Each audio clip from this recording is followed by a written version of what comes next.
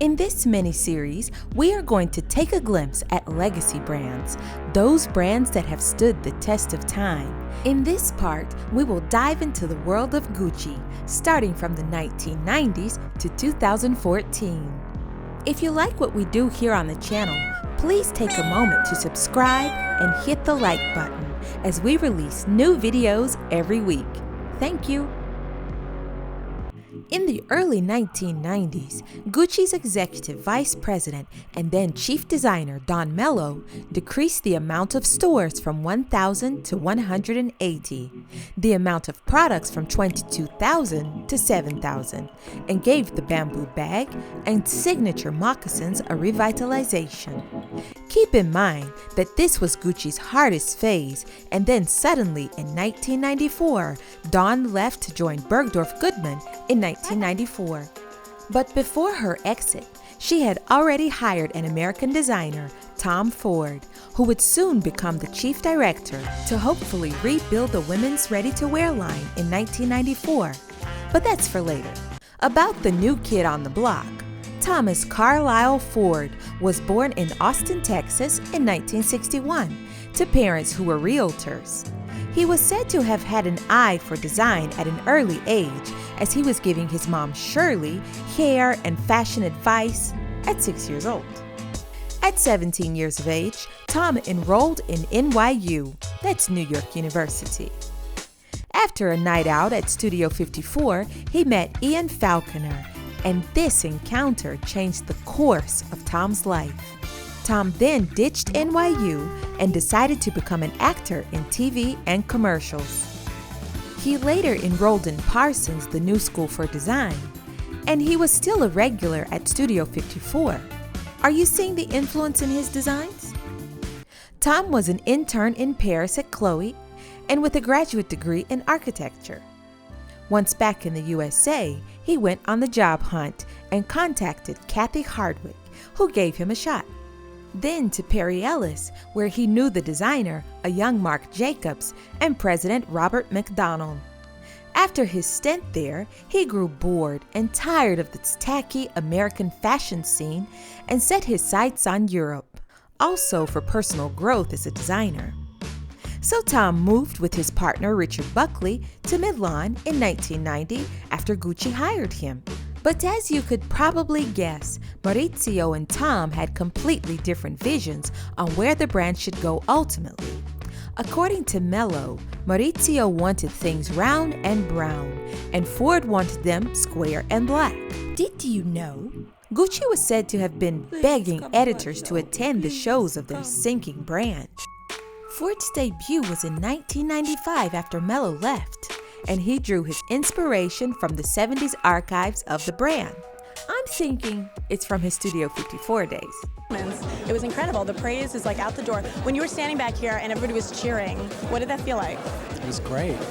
I'm not going to lie to you, it was great. You work hard, you do what you think is right, but you never know. I mean, I was really nervous about this collection. I wasn't sure, because it was a big change for us.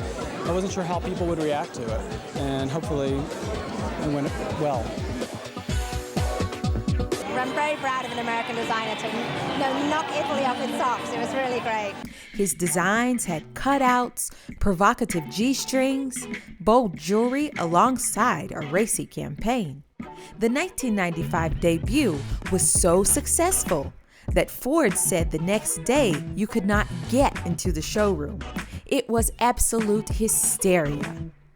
This was completely a 180 of the previous Gucci style. Ford was head of all departments in no time: menswear, fragrance, accessories, image, advertising, store design, you name it.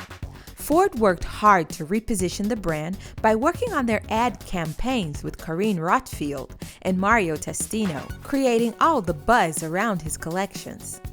These ads were even banned in some countries, as you could imagine in more conservative cultures. Carine not only styled the ads, but also the runway looks. Ford managed to increase sales by 90% and even was the largest shareholder in the company at one point, in part to his vision of sex sells, bold, sleek modernity, luxurious fabrics, sharp cuts, and pushing boundaries. He was the designer to empower a new woman to feel confident. This period was called heroin chic. In fashion, smoky eyes, messy looks, and slim fits. In 2000, when Gucci Group acquired Yves Saint Laurent, they appointed Tom Ford to revamp it as well, as he gave his sensual appeal to the brand. He captivated Hollywood. Madonna, Gwyneth Paltrow, J-Lo, Victoria Beckham, Hallie Berry, Nicole Kidman, Beyonce, Charlize Theron, Eve, Liz Hurley, Jared Leto, Kellen Hunt, Lil Kim, Kate Winslet, Joan Allen, Heather Graham, Naomi Watts, Diana Ross and her daughter Tracy Ellis Ross, Sarah Jessica Parker, Mary J. Blige, and this year at the Venice Film Festival, Emily Ratajkowski in a vintage Gucci by Tom Ford. Ultimately, after some creative differences with Gucci Group's CEO, Domenico De Sole, Ford left in 2004. Ford gave Gucci its renaissance moment after a long period of family drama and falling sales. He revamped all of their lines, from shoes to bags and style. In 2011, Gucci Museum opened in Florence, and they included looks from Frida Giannini and the earlier years, but because of Ford's differences with Gucci Group, his designing decade was left out until 2016, when the latest former creative director, Alessandro Michele, decided to put them there. It leaves you with the question, would Gucci even exist today without there ever being Tom Ford to rescue them? After Tom Ford, the 24-year-old Frida Giannini was asked to step in as creative director. She was born in Rome in 1972. She was already in the company as handbags director in 2004. Frida had big shoes to fill, being the one to follow Tom Ford, who revived the brand. She was experienced, and she had spent the last 5 years at Fendi and was part of the famous Fendi Baguette team. Yes, you know, from Sex and the City. Frida is accredited for the revival of the 1947 bamboo bag and the flora print and ballet heels, etc. She was credited with softening the image that Tom Ford had left at Gucci. Her main icon was David Bowie, and you could see this inspiration in her designs. Wide collars, aviators, silky shirts, shaggy coats, and far from a minimalist. She was known for her collection of 8,000 vinyl records. Her 2010 collection used high-tech sporty fabrics and was 70s inspired, as well as making eco-friendly shopping bags. And then she went back to bold in 2012, going to Art Deco and the Jazz era in the spring and summer. In 2013, she went 60s romantic and poetic. This was considered her best collection ever. And let's take a look at a few more collections from her archive.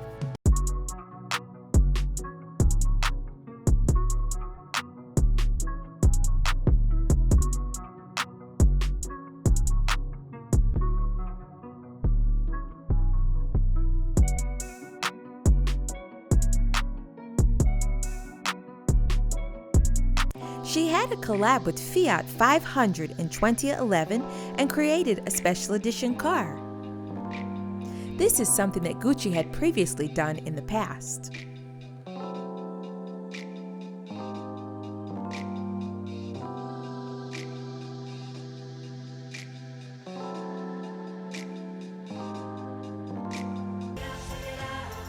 She dressed her muse, Florence the Machine,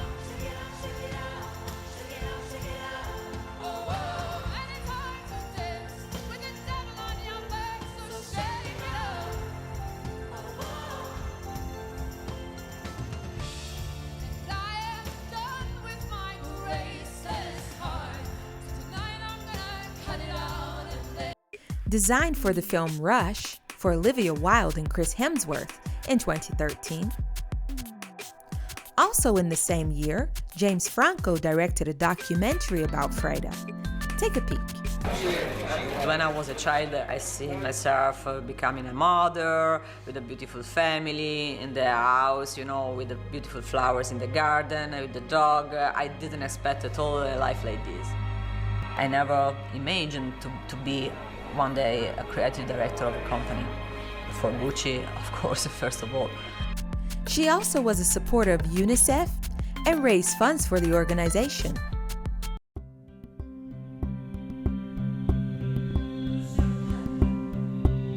I've had the pleasure of collaborating with UNICEF from the last 5 years, and because I thought it was really important to see the relationship between Gucci and UNICEF, and especially the programs that we did together, to see how we could make the difference in the lives of those who, especially women and children, they are living in Africa. She raised funds for the organization by creating one-of-a-kind custom pieces. Gucci Cosmetics was also released in her final year at the brand with the granddaughter of Grace Kelly herself, Charlotte Casiraghi, as the face. Frida left Kering S.A., previously called Gucci Group, in December of 2014. Then the company moved into a new era, the era of Alessandro Michele. So, there we have it. The more you know, the more you grow. If you like this video, please don't forget to hit the like, comment, subscribe, and share. If you don't know what to comment, type Gucci. Ciao!